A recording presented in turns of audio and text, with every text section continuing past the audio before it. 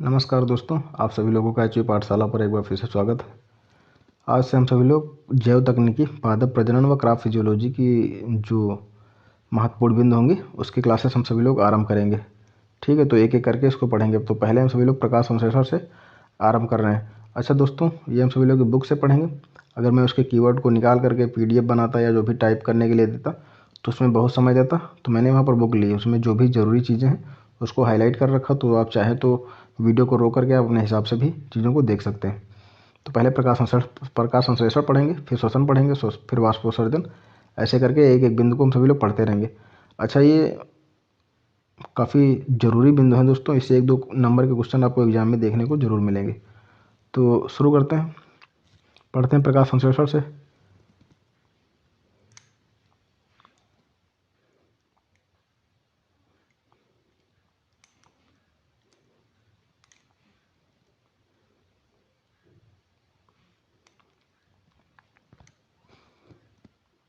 तो आइए एक एक करके जो भी बिंदु जरूरी हैं उन सब पर हम सभी लोग बात करते हुए आगे बढ़ेंगे। देखिए क्या लिखा हुआ है, यहाँ से हम आरंभ करेंगे। प्रकाश संश्लेषण द्वारा कार्बन डाइऑक्साइड व जल अत्यधिक मात्रा कार्बोहाइड्रेट में परिवर्तित होती है।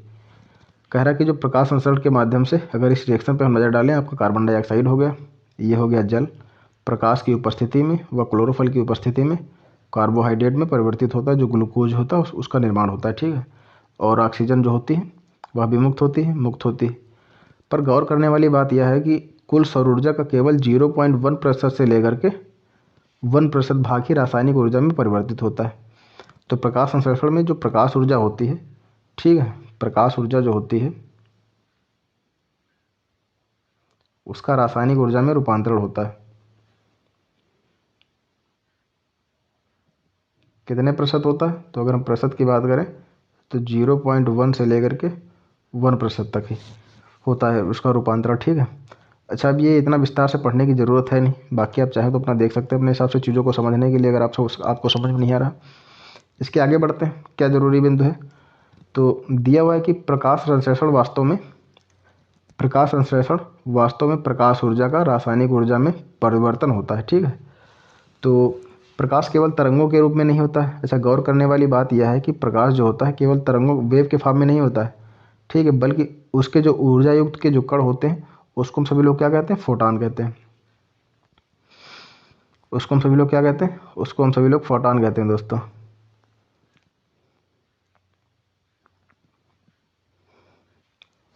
विभिन्न तरंग दैर्ध्य के प्रकाश के फोटॉन में ऊर्जा की मात्रा भी क्या होती है? भिन्न भिन्न होती है।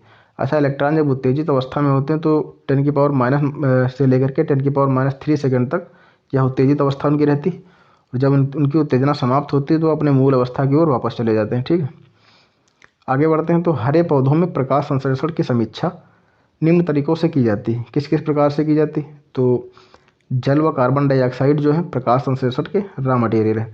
अगर आपसे पूछा जाता है कि प्रकाश संश्लेषण में कौन से रॉ मटेरियल के उदाहरण हैं, तो जल व कार्बन डाइऑक्साइड। अगर हम ऊपर की रिएक्शन पर नज़र डालें तो आप लोग देख भी सकते हैं, रॉ मटेरियल के तौर पर कार्बन डाइऑक्साइड व जल उपस्थित है।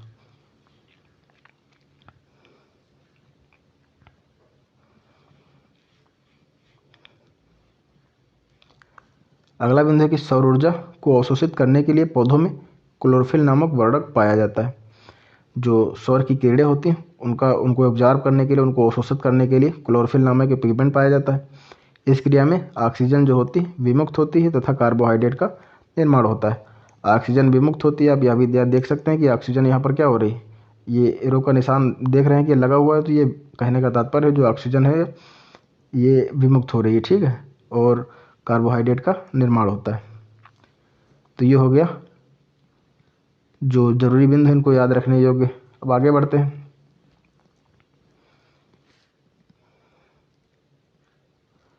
ये इतना आपके चित्र वगैरह काम का है नहीं, आपके एग्जाम के लिहाज से जो इम्पोर्टेंट है सभी लोग उसको ही बात करेंगे। अच्छा, कभी कभी तो कभी कभी सीधे थ्योरी दे दी जाती है, कभी कभी फैक्ट दे दिए जाते हैं, पूछा जाता है किसके द्वारा कहा गया है। तो ये कुछ महत्वपूर्ण बिंदु हैं, इनको समझते हैं, क्योंकि जब हम सभी लोग क्वेश्चंस कर रहे होंगे तो देखेंगे यह किसके द्वारा कहा गया। अरस्तु और उनके विद्यार्थी थियोफ्रेस्टस। कौन? तो अरस्तु महोदय और थियोफ्रेस्टस। अरस्तु को जंतु विज्ञान का जनक कहा जाता है और जबकि थियोफ्रेस्टस को वनस्पति विज्ञान का जनक कहा जाता है। ये दोनों लोग ही बहुत ही महत्वपूर्ण व्यक्तित्व थे। और पूछा भी जाता है जंतु विज्ञान का जनक किसे कहा जाता है, वनस्पति विज्ञान का जनक किसे कहा जाता है। आगे बढ़ते हैं। इनके अनुसार, किनके अनुसार, तो अरस्तु और उनके विद्यार्थी थियोफ्रेस्टस के अनुसार पौधों का वजन, कहने का तात्पर्य जो पौधों का वजन है बढ़ता है, किसके कारण बढ़ता है, मृदा ह्यूमस में से आवश्यक तत्वों के अवशोषण के कारण। अरस्तु तथा उनके विद्यार्थी जो थियोफ्रेस्टस हैं वो कहते हैं कि पौधों का जब वजन बढ़ता है मृदा या फिर ह्यूमस जो आवश्यक तत्व उपस्थित होते हैं उनके अवशोषण के कारण बढ़ जाता है। उनके इस मत को हम सभी लोग ह्यूमसवाद के नाम से भी जानते हैं। ठीक है। अच्छा, आगे थोड़ा अगर हम विस्तार पूर्वक समझते हैं तो जो वान हेलमोंड महोदय थे उनको क्या हुआ, ह्यूमसवाद की वास्तविकता पर थोड़ा डाउट हुआ, तो उन्होंने कुछ अन्य प्रयोग करे। उन्होंने क्या सुलझाया उसको समझते हैं। वान हेलमोंड ने कुछ प्रयोग करे। उन प्रयोगों को पढ़ना हमारा कोई उद्देश्य नहीं है, जो जितना जरूरी है उस पर ही हम बात करेंगे। वान हेलमोंड ने जो निष्कर्ष दिया उसको समझते हैं कि पौधों का वजन केवल जल के कारण बढ़ता है। ठीक है। उन्होंने यह कहा, वान हेलमोंड ने वास्तव में संकेत दिया था कि पौधे का वजन बढ़ने का मुख्य कारण पौधे के वायवीय भाग में होने वाली क्रियाएं, चूंकि जल भी पौधे का वजन बढ़ाने में सहायक होता है, अतः वान हेलमोंड का निष्कर्ष केवल आंशिक रूप से ही सही था।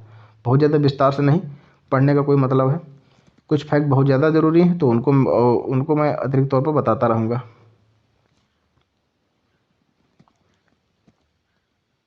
जैसे कि जोसेफ प्रिस्टले ने क्या कहा है, प्रकाश संश्लेषण में गैस के आदान प्रदान के संकेत दिया जाता है। ठीक है। इन्होंने जोसेफ प्रिस्टले ने यह कहा है। आगे बढ़ते हैं तो जीन सेनेवायर ने क्या कहा, किसने, तो जीन सेनेवायर ने कहा है कि हरे पौधे वायुमंडल में उपस्थित कार्बन डाइऑक्साइड का उपयोग करते हैं। यह इंपॉर्टेंट है। जीन सेनेवायर ने क्या कहा, हरे पौधे वायुमंडल में जो उपस्थित कार्बन डाइऑक्साइड होती उसका उपयोग करते हैं। ठीक है।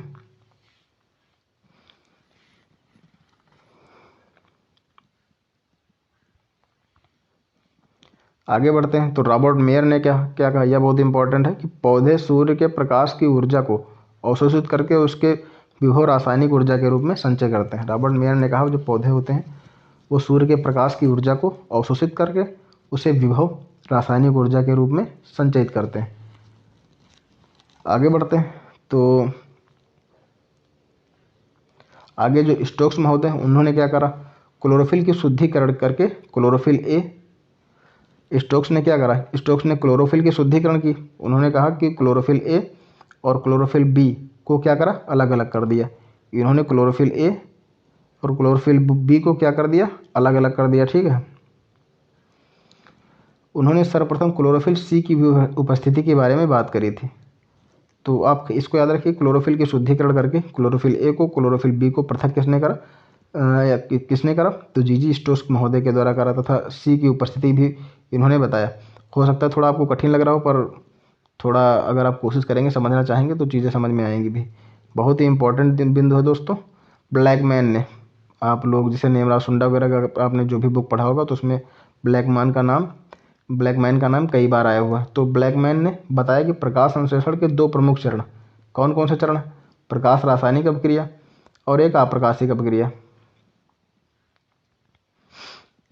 क्या बताया है कि एफ ब्लैकमैन ने बताया कि प्रकाश रासायनिक अपक्रिया, दो प्रमुख चरण बताए प्रकाश संश्लेषण के, प्रकाश रासायनिक अपक्रिया और दूसरी क्या बताई, अप्रकाशिक अपक्रिया बताई। प्रकाश रासायनिक अपक्रिया जो होती है दोस्तों प्रकाश की उपस्थिति में होती है। किसी प्रकाश रासायनिक अपक्रिया किस में होती है, तो प्रकाश की उपस्थिति में होती है, जबकि अप्रकाशिक क्रिया के लिए प्रकाश आवश्यक नहीं है। ठीक है। अप्रकाशिक अपक्रिया जो होती है प्रकाश की अनुपस्थिति में भी होती है और इसके लिए प्रकाश आवश्यक नहीं है, कि जरूरी नहीं कि प्रकाश उपस्थित हो तभी यह क्रिया होगी, या प्रकाश नहीं भी है तब भी इसका काम हो जाता है। इसके अतिरिक्त उन्होंने लॉ ऑफ लिमिटिंग फैक्टर भी दिए, जो कि बहुत ही इंपॉर्टेंट फैक्टर है। इसके बारे में हम सभी लोग विस्तार पूर्वक अभी पढ़ेंगे और अच्छे से, जो आपकी जो किताबें आप जिस बुक से पढ़ रहे हैं उससे कहीं अधिक अच्छे तरीके से इसमें दिया हुआ है, तो उसको समझने में आपको मदद मिलेगी।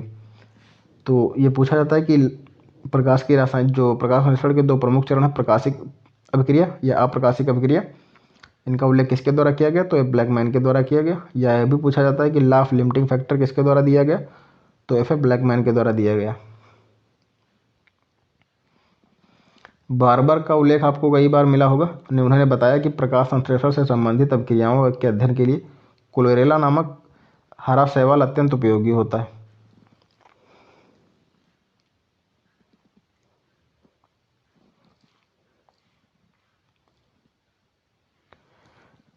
हिल हिल महोदय का नाम आप लोगों ने पढ़ा भी होगा, क्योंकि उम्मीद है कि अब आप सभी लोग सिलेबस कंप्लीट कर चुके होंगे। तो हिल ने प्रयोग से स्पष्ट करा या बताया कि प्रकाश संश्लेषण में विमोचित ऑक्सीजन जल से प्राप्त होते हैं।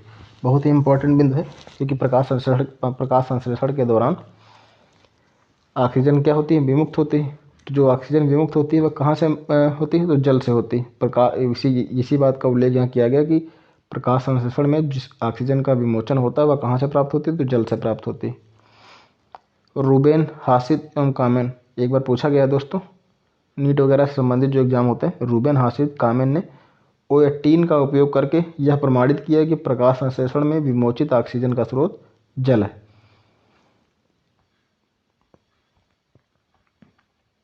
C3 चक्र के बारे में हम सभी लोग आगे विस्तार पूर्वक पढ़ेंगे। हैच और स्लैग चक्र, हैच और स्लैग जिसे C4 चक्र के नाम से भी जानते हैं, इसे भी हम सभी लोग विस्तार पूर्वक आगे से पढ़ेंगे।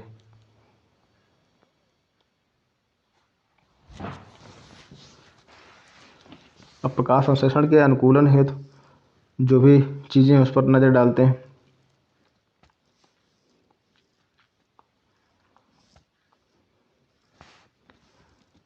लिखा है कि पत्तियों की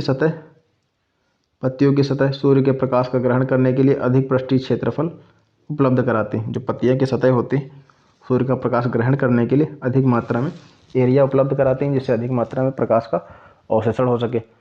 पत्तियों की बाह्य त्वचा में पाए जाने वाले रंध्र दिन में खुले रहते हैं। जो उसकी बाह्य त्वचा में जो रंध्र पाए जाते हैं पत्तियों के, वो दिन में खुलते हैं। ठीक है, इनके द्वारा अंदर आने वाली वायु से कार्बन डाइऑक्साइड का उपयोग प्रकाश संश्लेषण में किया जाता है। प्रकाश संश्लेषण में विमोचित ऑक्सीजन भी इन रंध्रों से बाहर निकलती है। प्रकाश संश्लेषण में जो विमोचित ऑक्सीजन होती है, जो प्रकाश संश्लेषण की जब क्रिया होती है फोटोसिंथेसिस की, तो उसमें जो ऑक्सीजन का विमोचन होता है वह इन्हीं रंध्रों के माध्यम से बाहर निकलती है। इस प्रकार पत्तियों पर रंध्र प्रकाश संश्लेषण के लिए आवश्यक कार्बन डाइऑक्साइड उपलब्ध कराते हैं। तो यह पूछा जाता है कि प्रकाश संश्लेषण के दौरान जो कार्बन डाइऑक्साइड की मात्रा उपलब्ध होती है वो किसके माध्यम से होती है, तो रंध्रों के द्वारा होती है।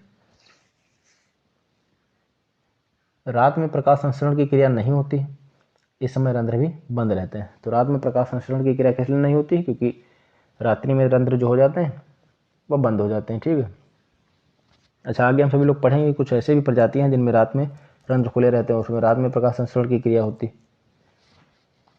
पत्तियों के संवहन में जाइलम और फ्लोएम पाए जाते हैं। जो सब पत्तियों के जो संवहन पुल होते हैं उसमें जाइलम और फ्लोएम पाए जाते हैं। तो जाइलम जो होता है पौधे के विभिन्न भागों में जल तथा खनिज लवण की आपूर्ति के लिए जरूरी होते हैं, जबकि जो फ्लोएम होता है तो भोज्य पदार्थों को एक स्थान से दूसरे स्थान तक पहुंचाने में अपना योगदान प्रदान करता है। प्रकाश संश्लेषण का जो अंतिम उत्पाद है क्या होता है, मंड होता है। इसमें घुलनशील कार्बोहाइड्रेट के रूप में पत्तियों के फ्लोएम द्वारा पौधे के अन्य भागों तक पहुंचाया जाता है। तो जाइलम जो होता है विभिन्न प्रकार के जो भी जल और खनिज लवण है उनको एक स्थान से दूसरे स्थान तक पहुंचाने का कार्य करता है, जबकि जो फ्लोएम है वो भोज्य पदार्थों को एक स्थान से दूसरे स्थान तक ले जाने में मदद प्रदान करता है।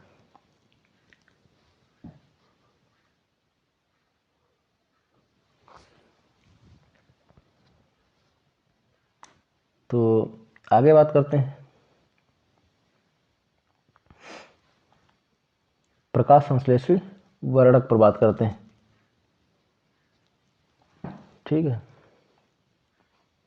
यहाँ तक हम लोगों ने समझ लिया। हम सभी लोग आगे बात करते हैं। अब हम प्रकाश संश्लेषण जो फोटोसिंथेसिस में पिगमेंट्स जो सहायता प्रदान करते हैं उनके बारे में हम सभी लोग एक एक करके बात करेंगे। ठीक है,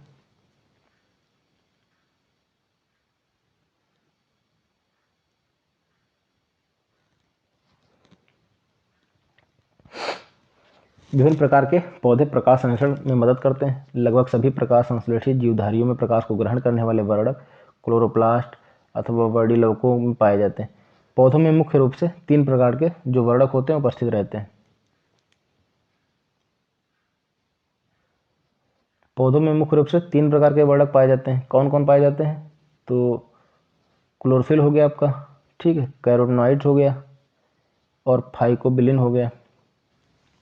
तो 3 वर्णक पाए जाते हैं, कौन कौन से, क्लोरोफिल, कैरोटीनॉइड, फाइकोबिलिन। इनमें से जो कैरोटीनॉइड्स होते हैं वह फाइकोबिलिन ये सहायक वर्णक भी कहलाते हैं। तो अगर हम वर्णकों को बात करें, वर्णक ये 3 भागों में आपके बांटे गए। कौन कौन से हो गया आपका? क्लोरोफिल हो गया, क्लोरोफिल। ये हो गया आपका कैरेटनाइड,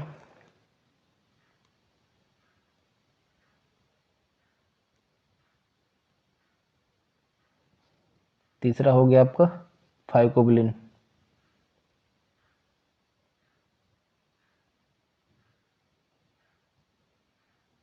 ये हो गया आपका तीसरा प्रोडक्ट।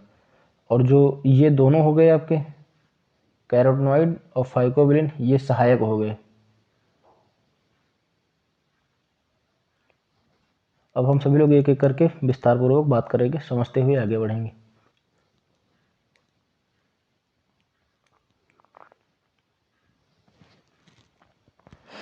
क्लोरोफिल जो हमारा मेन है और महत्वपूर्ण भी, तो इसको समझते हैं। हरे पौधे इस वर्णक का उपयोग प्रकाश संश्लेषण में करते हैं। जो हरे पौधे होते हैं प्रकाश संश्लेषण में इसका इस्तेमाल करते हैं। यह वर्णक मुख्य रूप से लाल व नीले रंग के जो लाल व नीला प्रकाश होता है उसको अवशोषित करता है। नीले हरे पीले प्रकाश को परावर्तित कर देते हैं। देखो, लाल व नीले रंग का जो प्रकाश होता है उसको अवशोषित करते हैं, जबकि नीला हरा या फिर हरा व पीले प्रकाश को क्या किया जाता है? रिफ्लेक्ट कर दिया जाता है। अब तक कम से कम 7 प्रकार के क्लोरोफिल वर्णक ज्ञात किए जा सकते हैं, ज्ञात किए गए, तो ये तो इतना इंपॉर्टेंट नहीं है। जो बैक्टीरियो क्लोरोफिल और बैक्टीरियो विरडीन, इन पर हम सभी लोग आगे बात करेंगे भी, इसकी अपनी क्या इंपॉर्टेंस है। ये क्लोरोफिल वर्णक केवल प्रकाश के अवशोषण स्पेक्ट्रम में क्या करते हैं? भिन्नता को दर्शाते हैं। ठीक है, तो जो प्रकाश के अवशोषण का जो स्पेक्ट्रम होता है उसमें विभिन्नता दर्शाने का कार्य कौन कौन करते हैं? तो ये सभी जो अतिरिक्त अन्य जो सहायक हो गए वो। क्लोरोफिल ए सभी प्रकाश संश्लेषी पौधों में पाया जाता है।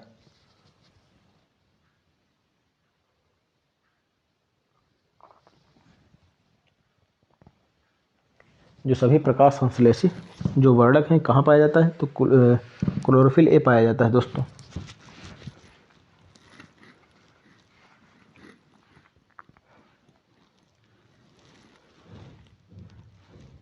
यह नीले हरे रंग का होता है। किस प्रकार का होता है? तो यह नीले हरे रंग का होता है। क्लोरोफिल जो बी होता है वह पीले हरे रंग का होता है। ठीक है, क्लोरोफिल का जो अणु होता है वह किस प्रकार की संरचना को दर्शाता है? तो पोलर स्ट्रक्चर को दर्शाता है।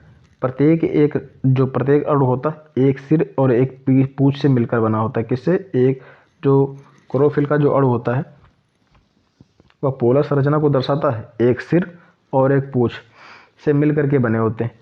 सिर जो होते हैं टेट्रापायरोलिक अथवा पोरफायरिन संरचना को दर्शाता है।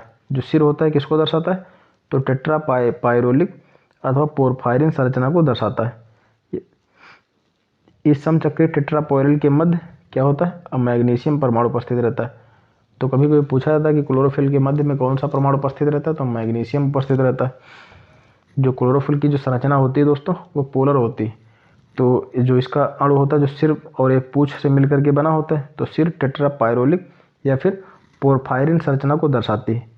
तो जो टेट्रापायरोलिक जो संरचना होती है इसी के मध्य में अनायनिक रूप से मैग्नीशियम परमाणु उपस्थित रहता है। नॉन आयनिक रूप में मैग्नीशियम परमाणु जो होता है उपस्थित रहता है, जो उसमें क्लोरोफिल में अपनी मदद प्रदान करता है।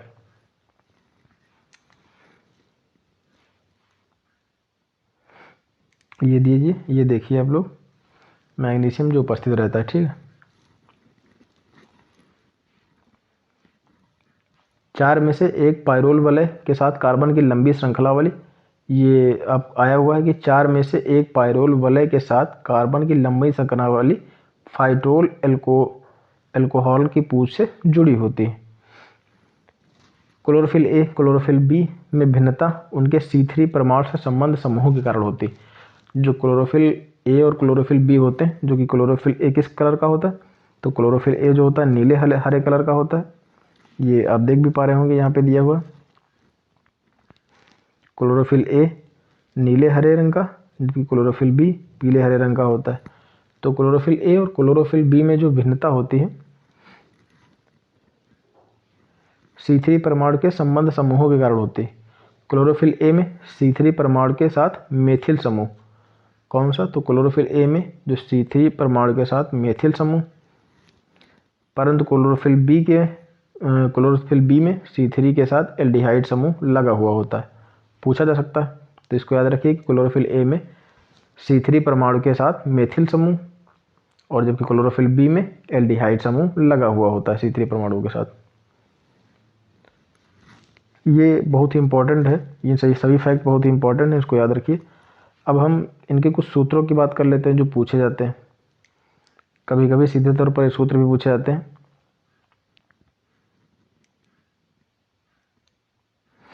क्लोरोफिल ए का सूत्र क्या है? क्लोरोफिल ए का सूत्र है C55H72O5N4Mg।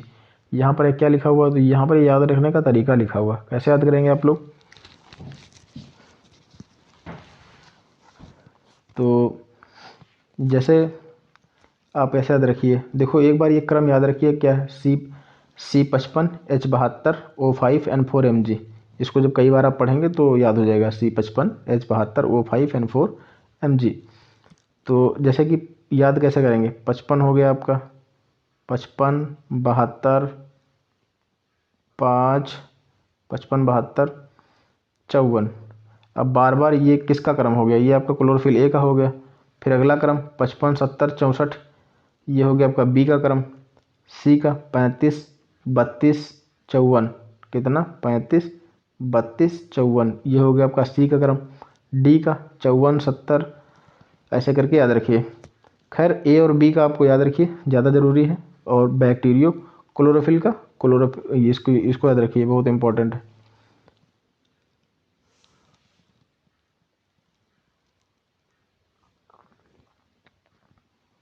बैक्टीरियो क्लोरोफिल का याद रखिए, C55H74O6N4Mg। अच्छा, क्लोरोफिल अपने पूर्ववर्ती प्रोटोक्लोरोफिल से बना होता है। देखो ये कोई मैथ वगैरह तो है नहीं जिसमें कैसे गुणा भाग कैसे किया गया कैसे बताऊं, तो आप ऐसे बस याद रखिए। कुछ चीज़ों को याद करना पड़ेगा, कुछ को समझते हुए आगे बढ़िए। जहाँ पर समझाने वाला होगा उसको बार बार समझाया जाएगा, ठीक है? तो उसकी टेंशन मत लीजिए।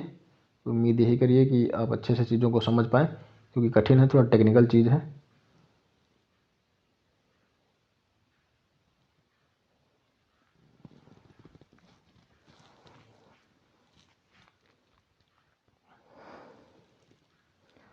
तो इसका सूत्र क्या हो गया? क्लोरोफिल ए का C55H72O5N4Mg। क्लोरोफिल बी का सूत्र क्या हो गया? क्लोरोफिल बी का सूत्र आपका हो गया C55H70O6N4Mg। बैक्टीरियो क्लोरोफिल का, इसका याद रखिए, C55H74O6N4Mg। यहाँ पर दो कम हो गए, यहाँ पर दो बढ़ गए, ठीक है? और हाँ, क्लोरोफिल अपने पूर्ववर्ती प्रोटोक्लोरोफिल से बनता है। अंधकार में यह पदार्थ थोड़ी सी मात्रा में बनता है, प्रकाश मिलने पर क्लोरोफिल ए में बनता है।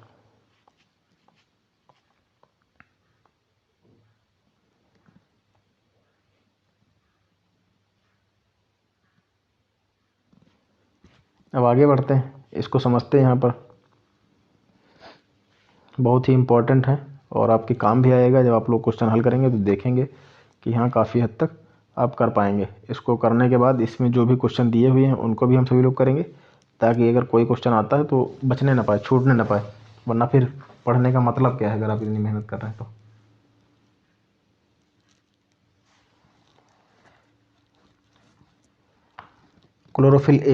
क्लोरोफिल जो ए है दोस्तों, वह सभी हरे पौधों में पाया जाता है। तो ठीक है, तो क्लोरोफिल ए सभी हरे पौधों में पाया जाता है। क्लोरोफिल बी डायटम, भूरे, लाल और नीले हरे शैवालों के अतिरिक्त सभी हरे पौधों में पाया जाता है। कहने का तात्पर्य जो क्लोरोफिल बी है वो भूरे, लाल और डायटम नीले हरे शैवाल हैं, इनको छोड़ करके जो भी हरे पौधे हैं उनमें पाया जाता है। क्लोरोफिल सी डायटम और भूरे शैवालों में पाया जाता है। मान लीजिए आपसे पूछा जाए कि डायटम और भूरे शैवालों में क्लोरोफिल का कौन सा प्रकार पाया जाता है? क्लोरोफिल ए, क्लोरोफिल बी, सी या उपरोक्त में से कोई नहीं, तो क्लोरोफिल सी जो है डायटम या फिर भूरे शैवालों में पाया जाता है, ठीक है? वहीं आपका क्लोरोफिल ए सभी हरे पौधों में, जबकि क्लोरोफिल बी डायटम, भूरे, लाल, हरे या जो भी शैवाल इनको छोड़ दिया जाए तो बाकी जो अन्य हरे पौधे उनमें पाया जाता है। ये बहुत ही इंपॉर्टेंट है, इसको याद रखिए। ये दो बिंदु आपके बहुत इंपॉर्टेंट है। जो बैक्टीरियो विरिडीन है, ये हरे सल्फर जो बैक्टीरिया होते हैं उनमें पाया जाता है। क्या पाया जाता है? तो बैक्टीरियो विरिडीन जो है कहाँ पाया जाता है? तो बैक्टीरियो विरिडीन हरे सल्फर बैक्टीरिया में पाया जाता है, जबकि बैक्टीरियो क्लोरोफिल ये आपका बैंगनी सल्फर में पाया जाता है। वी से याद रखिए, अब वी जो है वो बैंगनी में नहीं पाया जाता बल्कि हरे सल्फर बैक्टीरिया में पाया जाता है। बैक्टीरियो क्लोरोफिल बैंगनी सल्फर में पाया जाता है, जो बैंगनी सल्फर बैक्टीरिया होता है उसमें पाया जाता है। अवशोषित प्रकार की तरंग दैर्ध्य आपके लिए इतना अहमियत है नहीं, तो वो उस पर मत ध्यान दीजिए। बाकी आप इनको अपने हिसाब से समझ लीजिए, समझना चाहें इतना ज़रूरी है नहीं। जैंथोफिल के प्रकार पूछा जाता है कि कौन कौन से जैंथोफिल के एग्जाम्पल हैं, प्रकार नहीं दोस्तों। तो लुटियाल हो गया आपका, वायोला जैंथोल हो गए, ये सभी जैंथोफिल के अंतर्गत आते हैं। और ये कैरोटीन के अंतर्गत अल्फा कैरोटीन बीटा कैरोटीन आते हैं, प्रोटीन एक प्रकार से कह सकते हैं।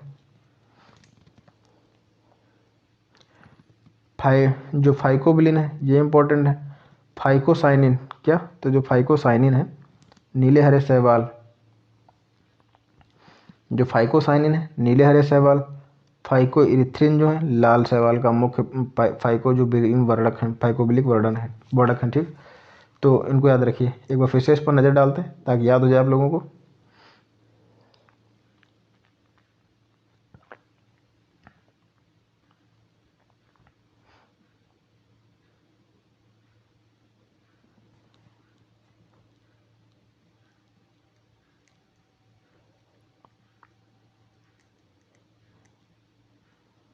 क्लोरोफिल ए कहाँ पाया जाता है, तो सभी हरे पौधों में। क्लोरोफिल बी कहाँ पाया जाता है, डाइटम भूरे नीले हरे शैवालों को इनको छोड़ दिया जाए तो सभी हरे पौधों में पाया जाएगा।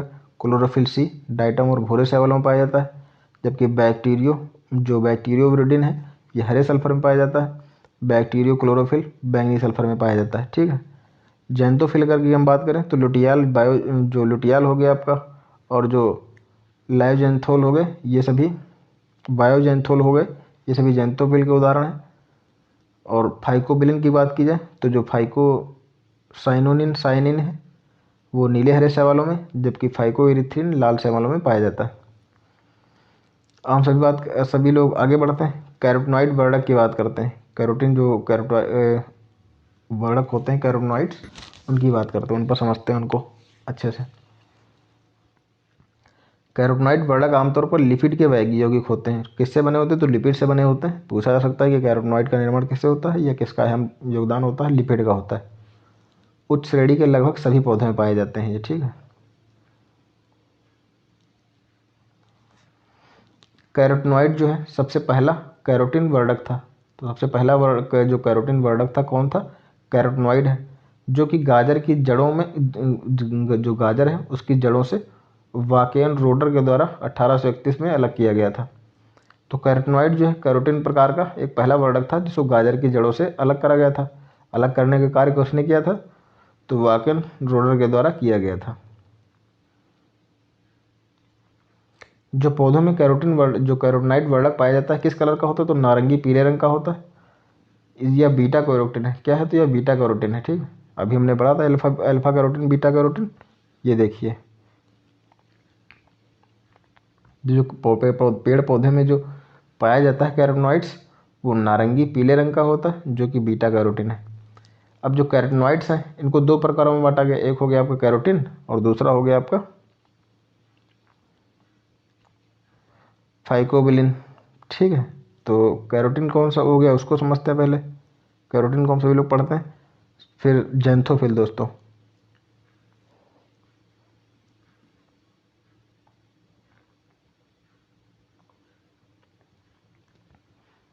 कैरोटीनॉइड्स को, जो कैरोटीनॉइड है उनको दो भागों में बांटा गया, कैरोटीन फिर जैंथोफिल। तो कैरोटीन में केवल हाइड्रोजन और कार्बन डाइऑक्साइड मिलते हैं। जो जैंथोफिल होते हैं उसमें कार्बन के साथ साथ हाइड्रोजन और ऑक्सीजन भी पाया जाता है। किंतु कैरोटीन की अगर हम बात करें तो इसमें हाइड्रोजन और कार्बन से मिलकर के बना होता है। क्लोरोफिल के वर्णक के साथ सभी प्रकाश संश्लेषी जीवों में पाया जाता है। यह नारंगी पीले रंग का होता है। किस रंग का होता है, तो नारंगी पीले रंग का होता है। टमाटर व गाजर में इसकी उपस्थिति नारंगी रंग के वर्णक का सूचक होती कह सकते हैं। तो कैरोटीन किससे मिलकर बना होता है, हाइड्रोजन और कार्बन से मिलकर के बना होता है। यह किस कलर का होता है, तो नारंगी पीले रंग का होता है। किसमें पाया जाता है, तो जो टमाटर हो गया, गाजर हो गया, इसका जो नारंगी रंग होता है उसके लिए कैरोटीन जिम्मेदार होता है। और ये बीटा कैरोटीन है, तो जो बीटा कैरोटीन होती है इसके अगर हम इसके पाचन से विटामिन ए के दो अणुओं का निर्माण होता है, ठीक है। तो बीटा कैरोटीन अगर जो आपकी जो बीटा कैरोटीन है दोस्तों, अगर इसका पाचन होता है तो इसे विटामिन ए के कितने अणु, विटामिन ए के 2 अणुओं का निर्माण होता है। तो वही दिया हुआ है कि जो बीटा कैरोटीन होती है उसके प्रत्येक अणु के पाचन से विटामिन ए के 2 अणुओं का निर्माण होता है। अब हम समझते हैं जैंथोफिल को। तो कैरोटीनॉइड के प्रकारों में कैरोटीन हो गया आपका, जैंथोफिल हो गया। तो जैंथोफिल क्या है? इन वर्णकों में हाइड्रोजन, हमने पहले ही बताया था कि कार्बन, हाइड्रोजन और ऑक्सीजन ये जैंथोफिल में पाया जाता है, ठीक है। अब जैंथोफिल के कुछ उदाहरण की बात करें, ल्यूटीन, वायलाजैंथिन, नियोजैंथिन, ये सभी हो गया। किस प्रकार के होते हैं? तो पीले वर्णक होते हैं। जैंथोफिल जो होते हैं पीले वर्णक होते हैं और CHO इनमें पाया जाता है। कैरोटीनॉइड जो होते हैं सहायक वर्णक होते हैं। पहले हमने बताया था क्लोरोफिल आपका मुख्य वर्णक हो गया, जो कैरोटीनॉइड या अन्य जो वर्णक हैं वो सभी सहायक वर्णक के अंतर्गत आएंगे। ये प्रकाश की ऊर्जा को अवशोषित करके क्लोरोफिल को पहुंचाते हैं। जो कैरोटीनॉइड्स होते हैं, जो पेड़ पौधे से को जो सूर्य की ऊर्जा प्राप्त होती, प्रकाश ऊर्जा को उसको अवशोषित करते हैं, फिर उसको क्लोरोफिल को पहुंचाने का कार्य करते हैं। कैरोटीनॉइड प्रकाश स्वयं, जो कैरोटीनॉइड होते हैं स्वयं प्रकाश की ऊर्जा को रासायनिक ऊर्जा में नहीं बदल पाते हैं। तो प्रकाश की ऊर्जा होती है उसको रासायनिक ऊर्जा में नहीं बदल पाते। किसके बारे में बात हो रही है? तो कैरोटीनॉइड्स के बारे में बात हो रही है।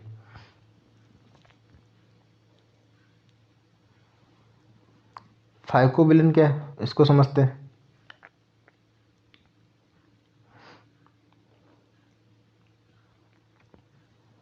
यह भी एक प्रकार का सहायक वर्णकों का ही समूह है जो लाल व नीले व हरे शैवालों में पाया जाता है। किसमें पाया जाता है? लाल व नीले व हरे शैवालों में पाया जाता है। फाइकोबिलिन 2 प्रकार के होते हैं, एक हो गया आपका लाल रंग का, दूसरा हो गया नीले रंग का। तो फाइकोबिलिन कितने प्रकार के पाए जाते हैं? एक हो गया आपका लाल रंग का, दूसरा हो गया नीले रंग का।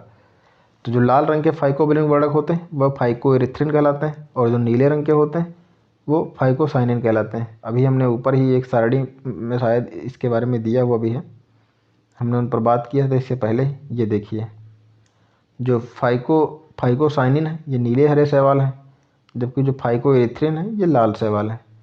तो फाइकोएरिथ्रिन, इरिथ्रिन रा से आप याद रखिए रेड, तो फाइकोएरिथ्रिन रेड जो शैवाल हो गया आपके, और फाइकोसाइनिन जो नीले हरे शैवाल हो गए।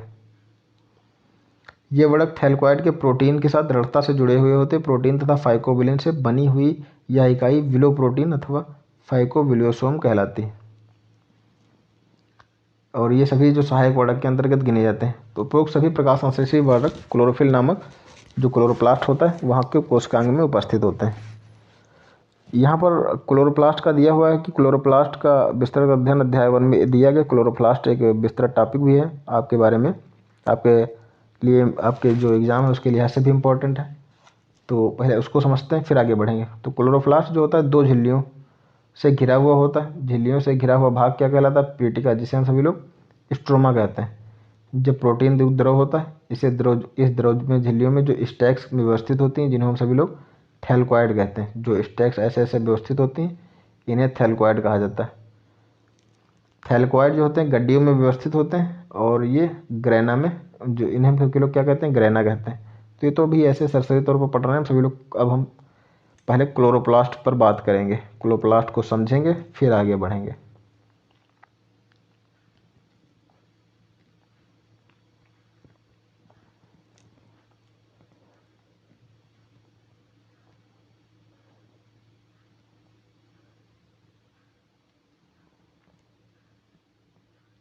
प्लास्टिड शब्द की उत्पत्ति ग्रीक भाषा के शब्द प्लास्टिकास से हुई। प्लास्टिड शब्द की उत्पत्ति किससे हुई? तो ग्रीक भाषा के शब्द के प्लास्टिकास अर्थात फॉर्म्ड और माउल्डेड से हुई। इस शब्द का प्रयोग सबसे पहले 1885 में AFW सिम्पर के द्वारा किया गया था। तो इम्पोर्टेंट है कि प्लास्टिक शब्द का इस्तेमाल किसके द्वारा किया गया? तो AFW सिम्पर महोदय के द्वारा किया गया था, ठीक है।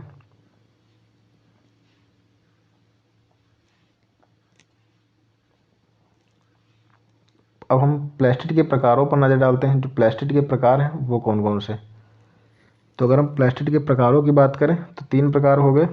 क्रोमोप्लास्ट हो गया, क्लोरोप्लास्ट हो गया आपका, और क्रोमोप्लास्ट हो गया। को प्लास्टिड की अगर हम प्रकारों की बात करते हैं तो 3 प्रकार हो गए। कौन कौन से? Chloroplast, chromoplast, leucoplast. तो क्लोरोप्लास्ट का जो कलर होता है किस प्रकार का होता है? हरे रंग का होता है।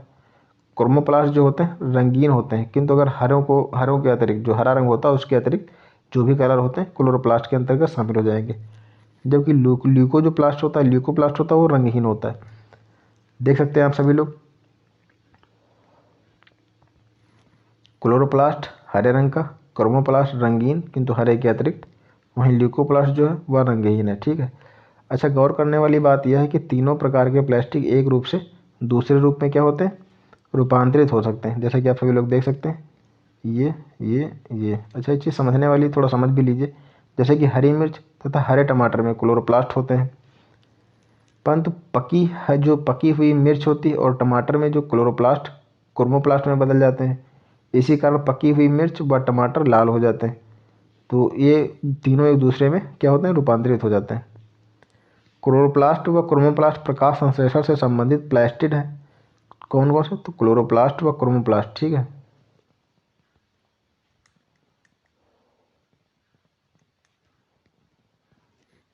क्लोरोप्लास्ट, क्रोमोप्लास्ट प्रकाश संश्लेषण से संबंधित क्या है? प्लास्टिड है। ल्यूकोप्लास्ट का कार्य भोजन को स्टार्च आदि रूप से संग्रह कराना है। तो क्लोरोप्लास्ट हो गया आपका। क्रोमोप्लास्ट ये क्या है? ये देखिए, जो क्लोरोप्लास्ट और क्रोमोप्लास्ट ये आपके क्या है? प्रकाश संश्लेषण से संबंधित प्लास्टिड है। जो ल्यूकोप्लास्ट है आपका, ये वाला ल्यूकोप्लास्ट जो है आपका, इसका कार्य होता है भोजन को स्टार्च आदि के रूप में संग्रह करना। तो ल्यूकोप्लास्ट का कार्य क्या है? भोजन जो भी होता है उसको स्टार्च के रूप में संग्रह करना होता है। जबकि क्लोरोप्लास्ट व क्रोमोप्लास्ट प्रकाश संश्लेषण से संबंधित प्लास्टिड होते हैं।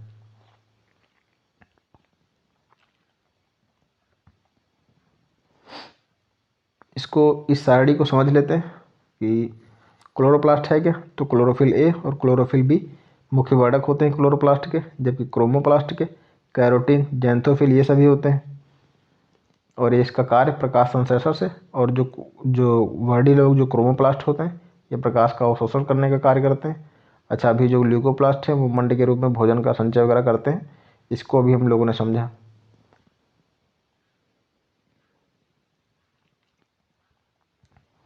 ये न्यूक्लियस हो गया आपका, और ये ल्यूकोप्लास्ट हो गए आपके। ये देखिए, इनके बारे में ल्यूकोप्लास्ट हो गए आपके।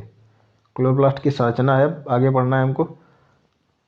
तो आज का लेक्चर हमारा दोस्तों यहीं तक रहेगा, फिर अगले हम सभी लोग इस बारे में आगे इसको कंटिन्यू करेंगे। और अगर आपको समझ में आ रहा होगा, चीज़ें समझ में आ रही हो तो बताइए, वरना फिर कीवर्ड को क्या करेंगे? अतिरिक्त इनको हटाएंगे, फिर उसको टाइप करेंगे, फिर आपको पढ़ाएंगे।